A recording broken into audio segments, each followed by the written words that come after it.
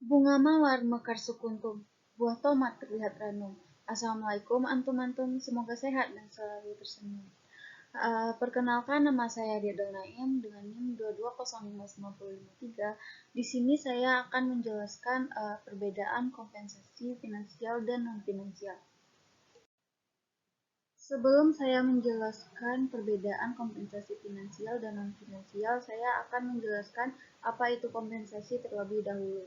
Menurut Hasibuan, kompensasi adalah semua pendapatan yang berbentuk uang, barang langsung atau tidak langsung yang diterima karyawan sebagai imbalan atas jasa yang diberikan kepada perusahaan. Sedangkan menurut H. Rachman dan Husnan, kompensasi merupakan unsur biaya pengeluaran bagi perusahaan yang dikeluarkan sebagai balas jasa pada karyawan atas pengorbanan sumber daya seperti waktu, tenaga, dan pikiran, serta kompetensi seperti pengetahuan, keahlian, dan kemampuan yang telah mereka curahkan selama periode waktu tertentu sebagai sumbangan pada pencapaian tujuan organisasi dan diterima karyawan sebagai pendapatan yang berupa bagian dari hubungan kepegawaian yang dikemas dalam suatu sistem imbalan jasa.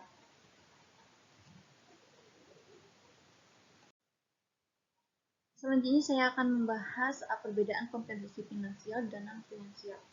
Berdasarkan artikel yang saya baca, dapat saya simpulkan ada dua perbedaan kompensasi finansial dan non-finansial, yaitu satu berupa bentuk. Kompensasi finansial sudah dapat kita tebak bahwa kompensasi finansial adalah kompensasi yang berupa uang, sedangkan kompensasi non-finansial tentu saja yang bukan berupa uang. Yang kedua adalah berdasarkan motivasi. Kompensasi finansial diadakan untuk memotivasi karyawan agar bekerja lebih giat dan kreatif agar mendapatkan bonus-bonus atau selainnya yang berupa uang. Sedangkan motivasi kompensasi non-finansial diadakan agar karyawan melakukan kerjanya dengan baik karena lingkungan kerja yang diset nyaman yang membuat karyawan nyaman dalam melakukan pekerjaannya. Baik, sekarang saya akan membahas lebih mendalam tentang kompensasi finansial dan non-finansial berdasarkan artikel yang saya baca. Berdasarkan penelitian dari artikel yang saya baca menunjukkan bahwa variabel bebas kompensasi finansial yang terdiri dari kompensasi langsung dan tidak langsung yang berjumlah 6 item, yaitu gaji, insentif asuransi keuangan, tunjangan hari besar, asuransi kesehatan, dan waktu libur ini berpengaruh secara signifikan terhadap peningkatan kinerja karyawan.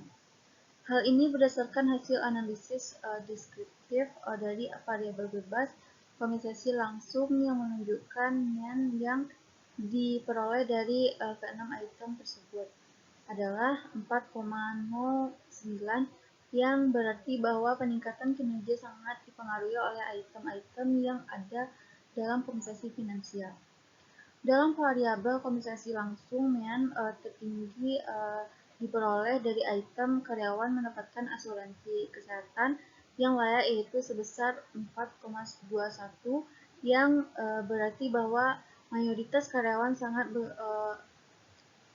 setuju ketika perusahaan memberikan asuransi kesehatan yang layak dari perusahaan. Hal ini berdampak langsung terhadap peningkatan kinerja karyawan guna mengantisipasi adanya risiko kerja atau hal-hal yang berkaitan dengan keselamatan diri karyawan dalam melaksanakan tugas kerja.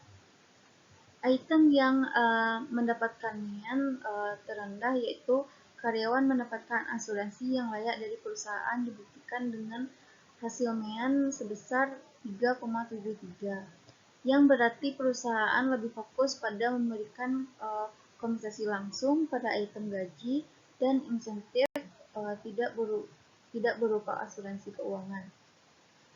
Menurut Rifai, kompensasi finansial adalah kompensasi yang diberikan secara langsung dan tidak langsung yang menjadi bagian dari hak karyawan dan menjadi kewajiban perusahaan untuk membayarnya.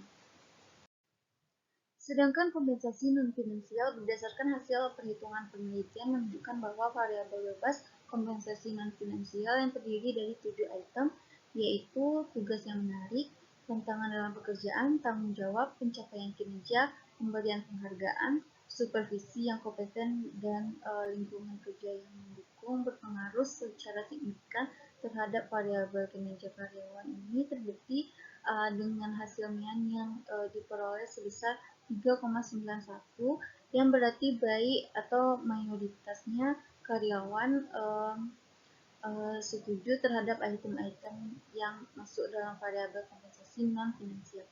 Item yang memperoleh MIAN tertinggi dalam variabel ini yaitu karyawan sudah sepenuhnya melakukan pekerjaan dengan penuh tanggung jawab dengan hasil 4,12. Hal ini berkaitan dengan adanya tugas kerja yang dibebankan kepada masing-masing karyawan dan juga kemampuan dan juga latar belakang karyawan yang menjadi saling berkesinambungan. Menurut Rifai, kompensasi non-finansial adalah kompensasi yang diberikan perusahaan selain kompensasi finansial, yang berarti dari kompensasi yang berhubungan dengan lingkungan pekerjaan dan dengan pekerjaan itu sendiri. Karena kita sudah membahas perbedaan kompensasi finansial dan non-finansial, dan kita sudah membahas lebih mendalam tentang kompensasi finansial dan non-finansial, sekarang saya akan membahas tujuan dari kompensasi. Pemberian kompensasi yang diberikan perusahaan kepada tenaga kerja atau karyawan menurut para ahli memiliki tujuan dan fungsi antara lain yang dikemukakan oleh Matthew. Tujuan pemberian kompensasi meliputi menghargai prestasi karyawan, menjamin keadilan gaji karyawan, mempertahankan karyawan atau mengurangi turnover karyawan, memperoleh karyawan yang bermutu, mengendalikan biaya, memenuhi peraturan-peraturan. Dari penjelasan saya tadi dapat kita simpulkan bahwa ternyata kompensasi sangat penting diadakan oleh perusahaan untuk meningkatkan motivasi para karyawannya.